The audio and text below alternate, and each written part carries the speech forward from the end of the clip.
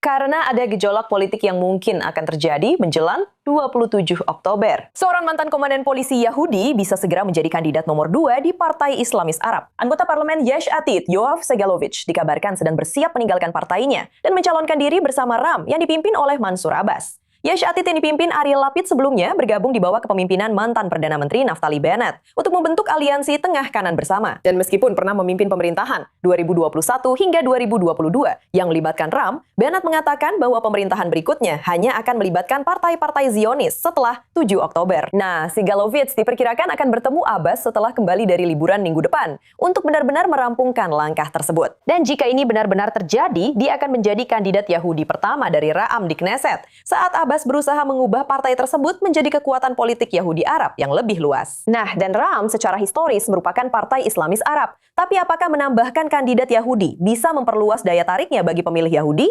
Atau justru berisiko membuat sebagian pemilih Arab merasa terasingkan? Mungkin, tapi Nico, apa yang memotivasi? Dan inilah bagian yang paling menarik dari semua ini. Sekaligus bagian yang paling mudah disalahpahami. Membawa Yoav Segalovich ke dalam partai sebenarnya bukan untuk mendapatkan suara Yahudi. Itu dimaksudkan untuk mendapatkan suara Arab. Ini adalah seseorang yang meskipun dia sendiri sebenarnya tidak berasal dari kiri secara teknis atau dari kelompok kiri keras Israel, sangat populer di kalangan calon pemilih Arab. Mansur Abbas, menurut laporan dari situs web Zman Yisrael, melakukan survei di antara pemilih Arab dan memberikan daftar 5 atau 6 politisi Yahudi dan bertanya, siapa di antara mereka yang paling menarik bagi Anda sebagai calon?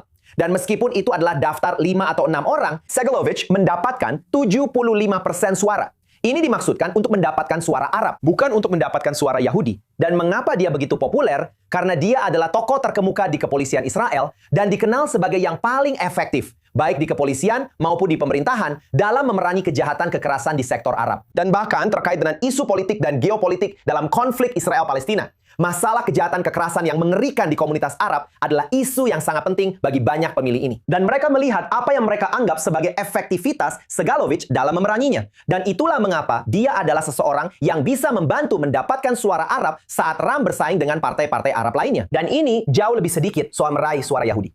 Sekarang, Mansur Abbas mengatakan bahwa langkah ini diharapkan dapat membuat RAM lebih dapat diterima sebagai mitra koalisi dengan satu cara atau lainnya, bersama partai-partai lain. Saya tidak berpikir itu punya prospek yang besar. Partai-partai ini, baik itu Naftali Bennett, baik itu Gadi Eisenkot, para pemimpin partai, atau yang lainnya, mereka sudah kukuh pada posisi mereka soal RAM. Dan saya tidak berpikir menempatkan kandidat Yahudi, bahkan di posisi nomor 2, bahkan seseorang yang sangat dihormati seperti Segalovich akan menjadi sesuatu yang mengubah posisi yang sudah sangat mengakar dari partai-partai tersebut. Tetapi, dalam hal mendapatkan suara Arab, disinilah Mansur Abbas berpikir ini mungkin efektif. Meskipun kamu benar, Miko, ada beberapa di kalangan pendukung yang bertanya-tanya, apakah ini langkah yang tepat? Tetapi Abbas berharap bahwa jauh lebih banyak orang akan benar-benar ikut bergabung karena hal ini. Amir, bisakah kamu menjelaskan lebih lanjut tentang apa yang dikatakan Owen barusan? Begitu banyak daftar partai yang sejak awal menolak untuk bergabung dengan pemerintahan baru bersama partai Arab. Atau setidaknya menyatakan bahwa mereka hanya akan bergabung dengan partai Zionis. Namun, jika partai Ra'am sekarang memasukkan seorang anggota parlemen Yahudi, apakah itu bisa mengubah pendapat siapapun? Ya, saya senang bisa tidak setuju dengan Owen. Karena kalau tidak, saya hanya akan mengulang hal yang sama. Tidak pernah. Sekarang, kamu tidak akan pernah memintaku datang ke acara kamu lagi. Owen benar secara taktis, tapi Mansur Abbas berpikir secara strategis. Dia tidak melakukannya untuk mendapatkan lebih banyak suara Arab atau suara secara umum. Apa yang dia coba lakukan, dan Segalovich mungkin memiliki semangat yang sama. Dia ingin Segalovich menjadi penghubung. Kita sudah membicarakan tentang tameng manusia dalam perang ini. Segalovich punya potensi. Mungkin dia satu-satunya yang punya potensi menjadi penghubung. Bukan hanya antara masyarakat Israel atau masyarakat Israel yang lebih luas dan komunitas Arab, tetapi juga antara sekitar 60, mungkin 59 kursi di Knesset, kurang dari mayoritas, dan 5 atau bahkan 8 kursi jika mereka bergabung, yang selama ini dianggap tabu.